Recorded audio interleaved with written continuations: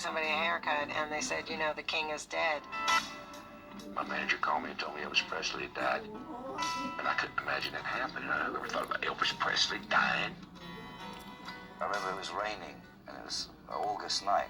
Yeah, I felt very poetic that night, because it was unexpected, really. I don't know, although people are used to Elvis not being here, back in the day, he was always there.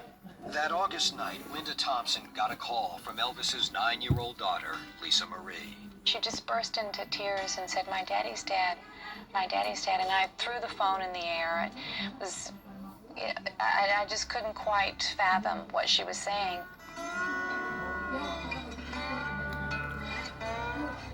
Elvis Aaron Presley had died of heart failure at the age of 42. His sudden death stunned millions of fans around the world. I left at midnight that night, and I spent every waking moment practically at Graceland with the family. Mourners poured into Memphis to pay their last respects to the king of rock and roll. 25,000 fans filed past his casket as Elvis's remains lay in state at Graceland.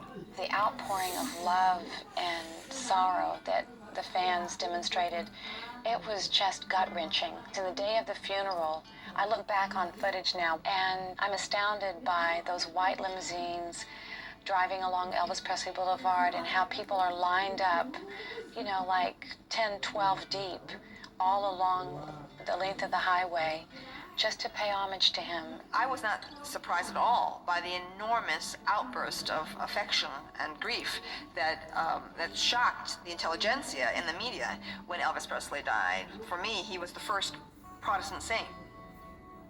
It was very moving, very touching, and very appropriate that people recognized the impact that he had on our society. He really left his mark on this world. Return to Sender was my favorite Elvis Presley song, I think. And Crying in the Chapel. Bullfish. I love Marie's The Name of His Greatest Flame. I loved them all. He's a true phenomenon, and he was a great boss. It's very sad, but perhaps it was also a part of 1977 that, you know, that's when Elvis died, and that was the peak year of punk rock. Elvis's death was like his arrival on the scene. It was perfectly timed because there was this kind of punk disco conflict, and Elvis up and dies to like symbolize that whole thing. The king was dead. The way was now clear for a new generation of musical heroes to make their voices heard.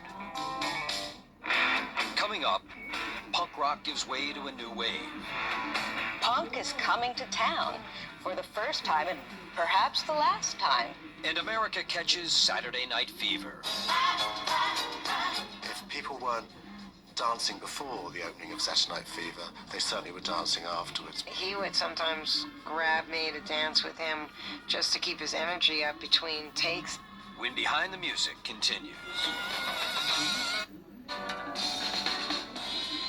We can't go on together with suspicious minds. With the tragic passing of Elvis Presley in August of 1977, it was time for the King of Rock and Roll's rebellious subjects to claim their share of the kingdom. Everybody I knew felt the same way, that it was